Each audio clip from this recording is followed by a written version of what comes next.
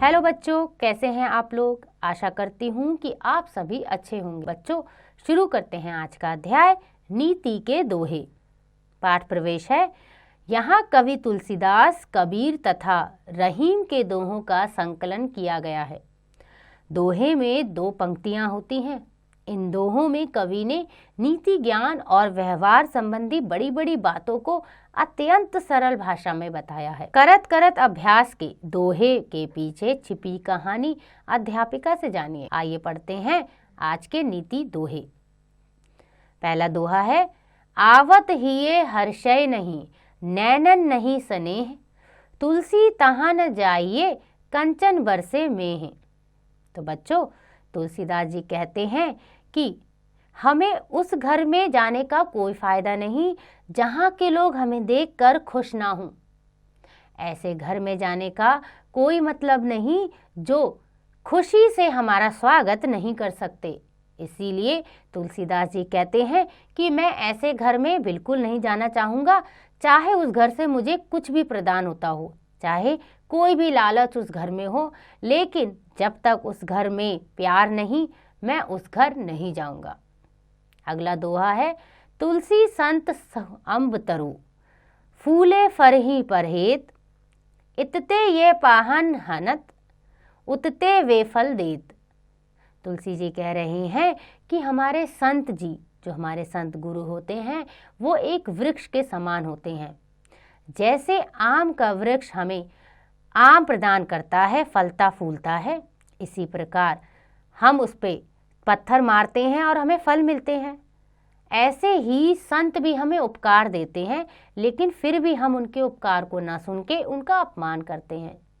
तो यहाँ पर तुलसीदास जी ने संतों को आम के वृक्ष के समान रखा है।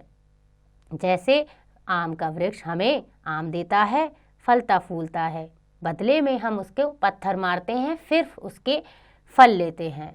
ऐसे ही संत हमें उपकार देते हैं, बजाय इसके कि हम उन्हें उनका सत्कार करें, उनका अपमान करते हैं। ऐसा करना सही नहीं। आइए आगे बढ़ते हैं। ऐसी वाणी बोलिए, मन का आपा खोए, औरन को शीतल करे, आपहु शीतल होए।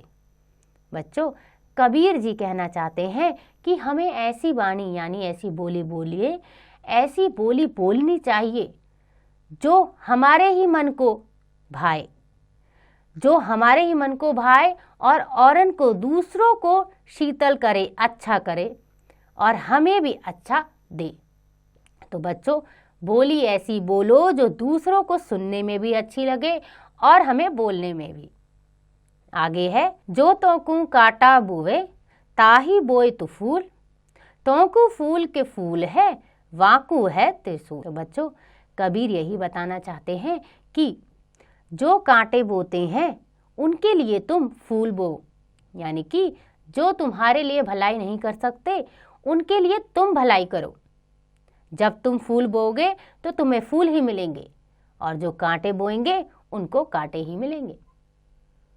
आगे है, बड़ा हुआ तो क्या हुआ, जैसे पेड़ खजूर, पंथी को छाया नहीं, फल लागे अति दूर। कबीरदास जी कहते हैं कि बड़ा होने से क्या होता है, कुछ भी नहीं। बड़ा तो पेड़ खजूर भी है, लेकिन वो इतना बड़ा है कि राह चलते लोगों को भी वो अपनी छाया नहीं दे सकता, तो उसके बड़े होने का कोई लाभ नहीं। आगे है, रहीमन देख बड़ेन को, लघु न दीजिए डारी, जहाँ काम आवे सुई, कहाँ करे तलवारी। रहीम जी कहना चाहते हैं कि रहीम देखो, कोई बड़ा है तो बड़ी तो डोरी भी है, लेकिन ऐसी डोरी का ऐसी बड़े होने का कोई फायदा नहीं अगर तुम किसी के लाभ नहीं, यानी ऐसे तो सुई भी कभी कभी, सुई छोटी सी सुई भी काम आ जाती है जहाँ पर तलवार काम नहीं आती। तो बड़ी चीज़ों का ही लाभ नहीं, छोटी छोटी चीज़ों का भी बहुत महत्व होता है। तरुवर फल नहीं खात है, सरवर पिए न पान, कहीं रहीम पर काज हित, संपत्ति संच ही सुजान। तो बच्चों, रहीम कहना चाहते हैं कि तरुवर यानी कि जो वृक्ष होता है वह अपने ही फल नहीं भक्षण करता, यानी नहीं खाता। ऐसे ही जो सरोवर होता है वो अपना ही पानी नहीं पीता, जबकि यह लोग दूसरों को ही लाभ देते हैं। तो ऐसे लोग, ऐसे सज्जन व्यक्ति बनो जो अपने ही लाभ के लिए बारे में ना सोचे, दूसरों के लाभ के बारे में सोचे। कही रहीम संपत्ति सगे, बनत बहुत बहुरीत, विपत्ति कसोटी जे कसे, सो ही साँचे मीत। रहीम कहना चाहते हैं कि जब किसी के पास अधिक धन आ जाता है तो उसके सगी संबंधी सब बन जाते हैं, उसके पास सब आते हैं क्योंकि वह धनी है, अमीर है। लेकिन सच्चा मित्र वही है जो तुम्हारे दुख सुख में तुम्हारे साथ हो।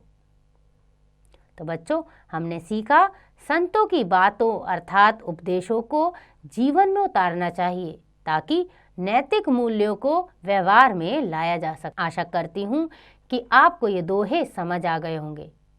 इसका अभ्यास आप स्वयं कीजिएगा।